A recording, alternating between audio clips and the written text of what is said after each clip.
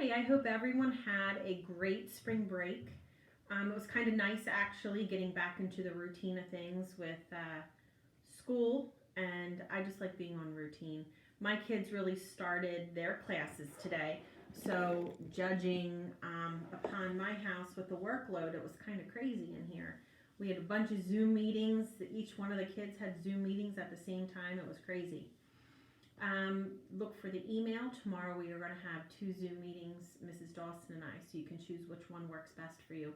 So we kind of want to hear about your spring break, see how everybody's doing, see your faces because we really miss you. So I'm going to read, go back to Restart and continue to read. When we left off before break, we were at a point where they were in the auditorium and the video that Chase and Shoshana made, they were being awarded, and the school was watching it. So today we're going to start the chapter off in Brendan's point of view. Leaf Man wasn't the hit I was hoping for, even though it got a lot of YouTube views. For something to go viral, it has to reach a kind of critical mass where suddenly everyone is talking about it. Poor Leaf Man just didn't have enough legs for that one. The bummer is, as great as it was, Leaf Man set me back big time with Kimberly. She's still nice to me, but it might be that she feels sorry for me because she thinks I'm crazy. I'm coming to the conclusion that our senses of humor aren't very compatible. That doesn't mean we aren't compatible, just that we probably don't like the same books, TV shows, movies, and that kind of stuff. Besides, she's still totally moon-faced over Chase, so compatibility isn't really an issue right now. The fact that she barely even notices me, that is what the issue is. Anyway, I got an idea for a new video, and this one's going to knock her socks off. It doesn't depend so much on humor as creativity and special effects. It's called One Man Band. Picture this. The Hiawassee Music Room. The camera films are pretending to play every instrument in the orchestra in front of the green screen. Then I use video editing program to superimpose the images onto various seats on the band risers until I've got a whole orchestra. And they're all me. Presto! One man band. Joel helps me reserve the room for Thursday after school. The music department is so thrilled to have their star back that Mrs. Gilbride would have promised him her firstborn child. Besides, he's known to be the good kid. It's not like he's going to trash the risers or anything like that. Unfortunately, Chase isn't available to work the camera. He has to take a social studies test that he had missed due to a follow-up appointment with his falling off the roof doctor. This might be a blessing in disguise because A, Joel volunteers to fill in, and he's a pretty good cameraman. And B, Mrs. Gilbride wouldn't let Chase anywhere near her instruments, amnesia or no. She's still mourning the piano like it was donated to the school by Beethoven himself. Also C, Kimberly's always a little distracted when Chase is around. Maybe that's why she didn't get the humor in Leaf Man. Now, with Chase away writing that test, she'll be able to concentrate on me.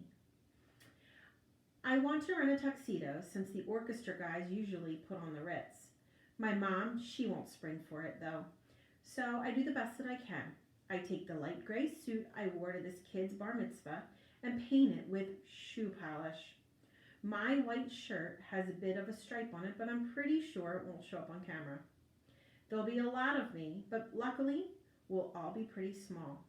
I borrow a bow tie from my dad to make the whole ensemble look more tux-like.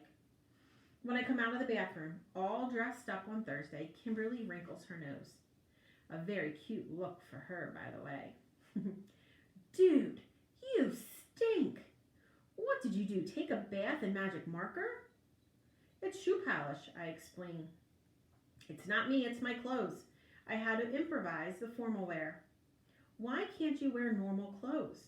Because an orchestra dress is fancy. But you're not in an orchestra. Well, If she doesn't pay attention to me, it shouldn't come to us as a surprise that she doesn't read my texts either. On the way to the music room, I get her up to speed on one-man band. Her comment is, "You're dripping black gunk on the floor." Really? Uh-oh. There's a trail of shoe polish splatters all the way down the hallway. Too late to worry about that now. Once the video is in the can, I'll do my best to clean up after myself. I think rubbing alcohol works on that stuff, or maybe nail polish remover. Joel's waiting for us inside the music room. He's already put up the video club's green screen and set out all the instruments we're going to need. The flip cam is mounted atop a tripod. Another reason why we don't need Chase's steady hand. Joel's got some extra lights plugged in with spaghetti of power cords all over. Now we're ready to roll. For music, I've chosen a full orchestra version of For He's a Jolly Good Fellow, performed furiously in triple time. I'll add that in during the editing stage, but I play it on the phone during filming so that I have the timing right when I'm doing all my things with the instruments. It's not such a big deal with the small stuff, trumpet, clarinet, sax, flute, piccolo, but for violin and the string family, it's important that my bow should be moving to the right tempo. That goes double for the trombone and kettle drums, and especially the cymbals. If I go crash, then there better be a real crash. "I know this song," Kimberly comments after the music has begun playing in the endless loop for the least 25 minutes of shooting. "How come you picked such a lousy song?" "We're in the home stretch, bassoon, French horn, and tuba." The tuba's last. I stare at it. It's the marching band kind where you climb into the middle of it and it's all around your body like a python. "Wait a minute," I protest. "Where's the regular one?" "Dented," Joel replies. "Somebody dropped it down the stairs and it's out getting fixed. So it's either this or nothing." "Well, you can't have an orchestra without a tuba." I squirm in and struggle to my feet. I swear the thing weighs more than I do. No, I'm no Hercules, but the kid who plays this in the marching band is 4'8" 6th grade girl. How does she lift it, much less have the breath left over to blow in it? Kimberly is regarding me a little dubiously, so I give her my most confident look and announce, "Piece of cake." It comes out like I'm straining to pass a kidney. Not the effect that I was hoping for. I put my lips to the mouthpiece and nod to Joel to start filming the final shot. The camera comes on. The camera comes on. The double doors are kicked open, and before I can react, a tidal wave of white foam fills my field of vision. It hits me full in the face.